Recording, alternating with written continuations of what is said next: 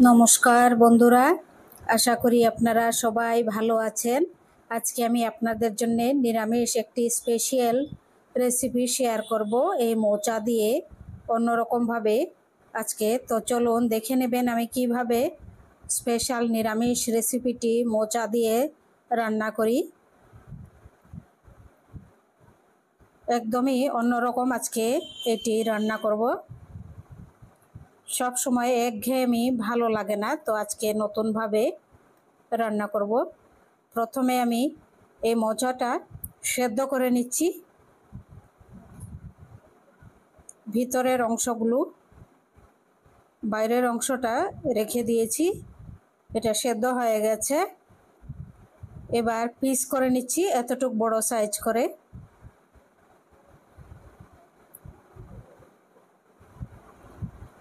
এখন চাউলের গুঁড়ির মধ্যে এটি ডুবিয়ে তারপর ভেজে নেব। এখন ভেজে নিচ্ছি।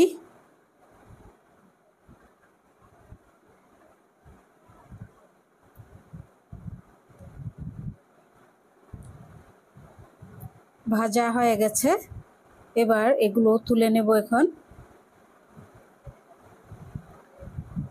এরকম রান্না করে খেয়ে দেখবেন, মাছ মাংস ডিম কিছুই লাগবে না। দুর্দান্ত এই রেসিপিটি। দেখুন কত সুন্দর ভাজা হয়েছে, একদম মচমচে। এখন ফোড়নে দিয়ে দিচ্ছি গোটা জিরা, তেজপাতা, শুকনো লঙ্কা। অল্প ভেজে নিচ্ছি ফোড়নগুলি ভাজা হওয়ার পর দিয়ে দিচ্ছি একটি আলু সিদ্ধ করা।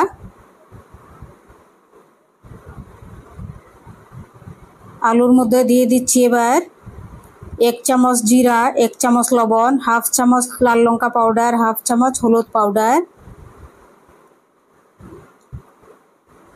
এবার 5 মিনিট খুব ভালো করে সাঁতলে নেব মশলা আর আলু একসাথে। সাঁতলানো হয়েছে। এখন দিয়ে দিচ্ছি আদা বাটা হাফ চামচ, কাঁচা লঙ্কা বাটা হাফ চামচ। প্রচণ্ড ঝাল তাই হাফ চামচ দিয়েছি কাঁচা লঙ্কা বাটা। এখন আরও 5 মিনিট সাঁতলে নেব ভালো করে।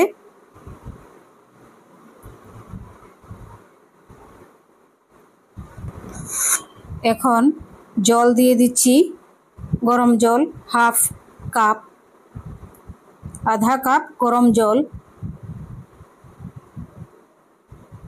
এবার দিয়ে দিচ্ছি ঘি 1 চামচ পরিমাণ।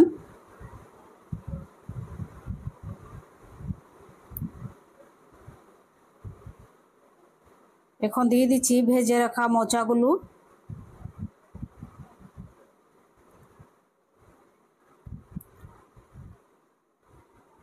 তারপর দিয়ে দিচ্ছি গোটা গরম মশলা বাটা। এটি হচ্ছে গোটা গরম মশলা বাটা। খুব সুন্দর সেন্ট হবে, খুবই ভালো লাগবে খেতে। আপনাদের যদি ভালো লাগে তাহলে সাবস্ক্রাইব করবেন, শেয়ার করবেন, কমেন্ট করে জানাবেন কেমন হয়েছে মোচার এই তরকারিটি।